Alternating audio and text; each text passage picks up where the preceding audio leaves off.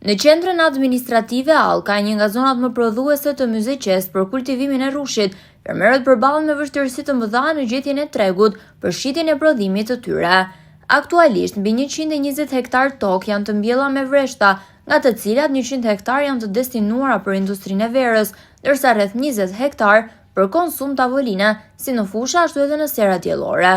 Fermerët shprehen të zhgënjur nga çmimet e ulta që ofrojnë pikat grumbulluese. Sipas tyre, 1 kilogram rrush për tavolin po blihet vetëm me 100 lekë të reja, çmim që nuk mbulon as kostot bazë të prodhimit.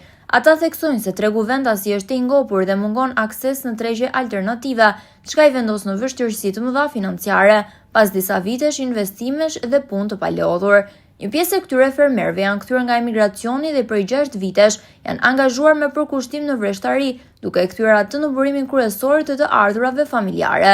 Vaditja e parcelave bëhet përmes kanalit kryesor të furnizuar nga rezervuari thanës, por krahas mungesës së tregut, ata përballen edhe me vështirësi të tjera. Fermerët shprehen të pakënaqur nga vonesat në dhënien e subvencioneve nga shteti, edhe pse kanë aplikuar për mbështetje financiare, deri në javën e parë të tetorit nuk kanë marrë ende asnjë përgjigje apo ndihmë.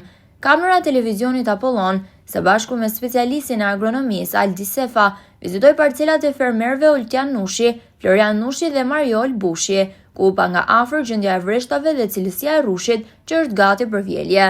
Sipas tyre, një tjetër problem mbetet mungesa e fuqisë punëtore, pasi të rinj po largohen gjithnjë më shumë nga fshati, duke lënë pas një mungesë të theksuar të punëtorëve sezonal në periudhën më kritike të vjeljes. Fermerët kërkojnë ndërhyrje emergjente nga institucionet shtetërore për garantimin e një tregu të sigurt dhe të drejtë, si dhe për ndihmë konkrete përmes subvencioneve dhe politikave mbështetëse që i japin jetë bujqësisë.